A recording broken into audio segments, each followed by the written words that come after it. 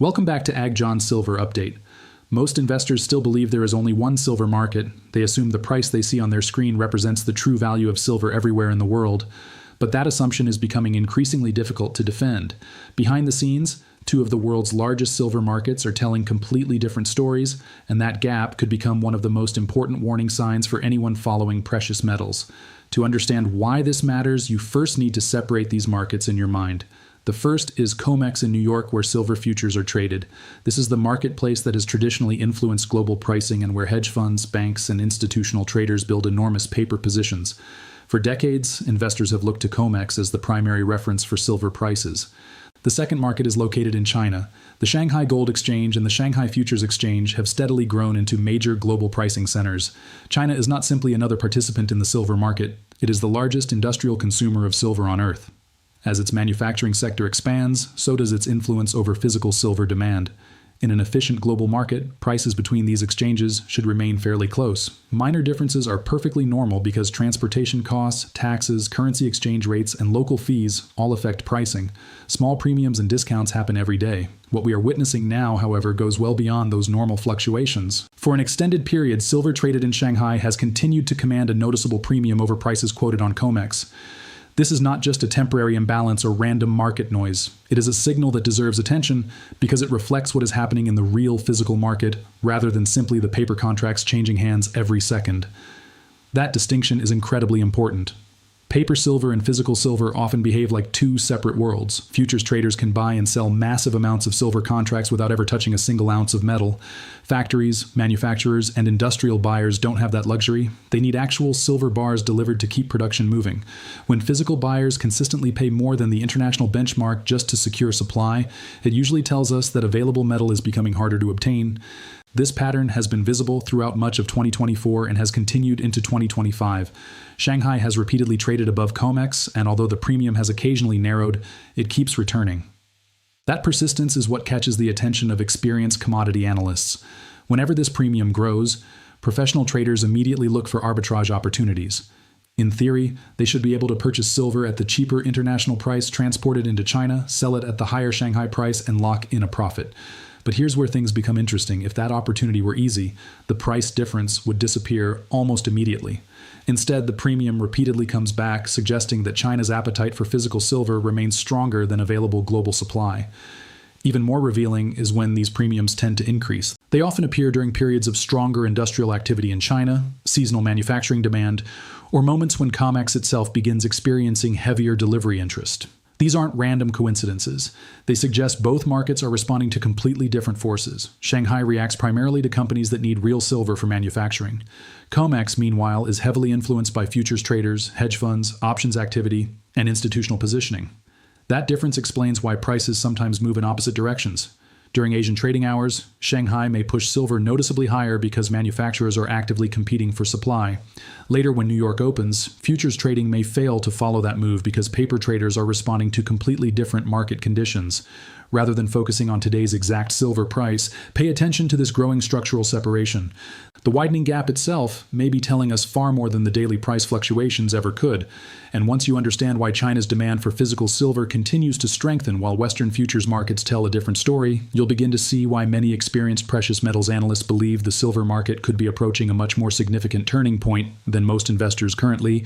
China's growing demand for silver becomes much easier to understand once you look at where the metal is actually being used. The country now leads the world in solar panel production, electric vehicles, advanced electronics, and 5G infrastructure.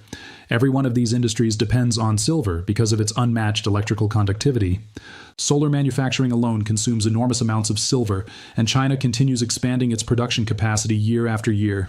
Add electric vehicles, charging networks, data centers, aerospace technology, and military electronics, and it becomes clear why China's need for physical silver keeps increasing. The important point is this. China isn't buying silver for speculation. It needs real metal to keep its industries running. When domestic production isn't enough, China imports silver from the global market.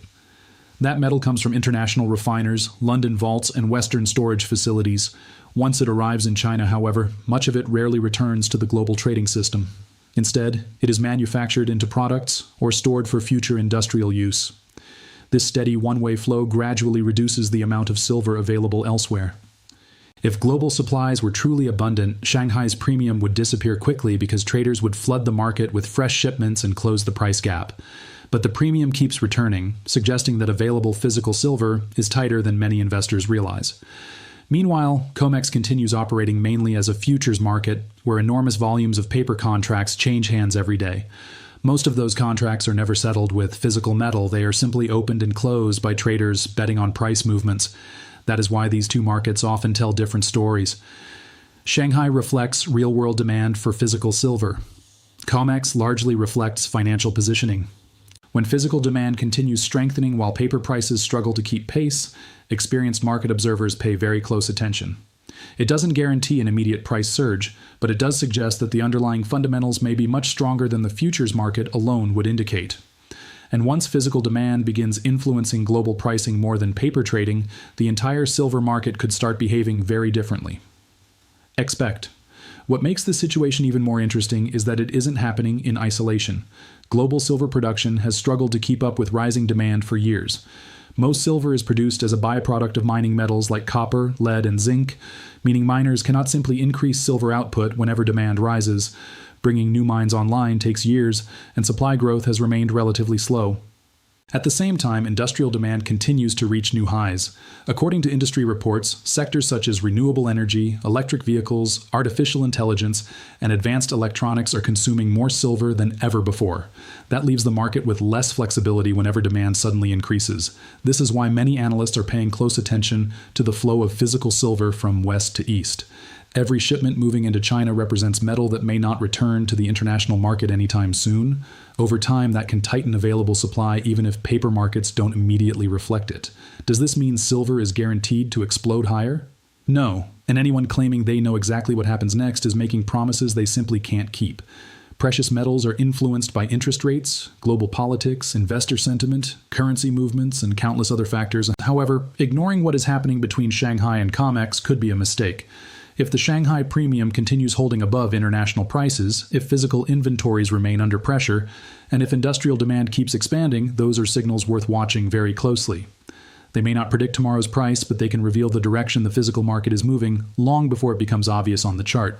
So instead of focusing only on the daily price swings, keep your attention on the bigger picture. Watch physical demand, monitor warehouse inventories, and follow the premium between Shanghai and COMEX. Those indicators often tell a much clearer story than the headline price alone. The silver market may be entering a period where physical supply matters more than ever before. If that trend continues, today's disconnect between paper trading and real-world demand could become one of the defining stories for silver investors in the months ahead. If you found this analysis helpful, make sure to subscribe to Ag John Silver Update, give this video a thumbs up, and share your thoughts in the comments. Do you believe physical demand will eventually drive silver prices higher, or will the futures market continue to dominate? I'd love to hear your opinion. Thanks for watching, and I'll see you in the next update.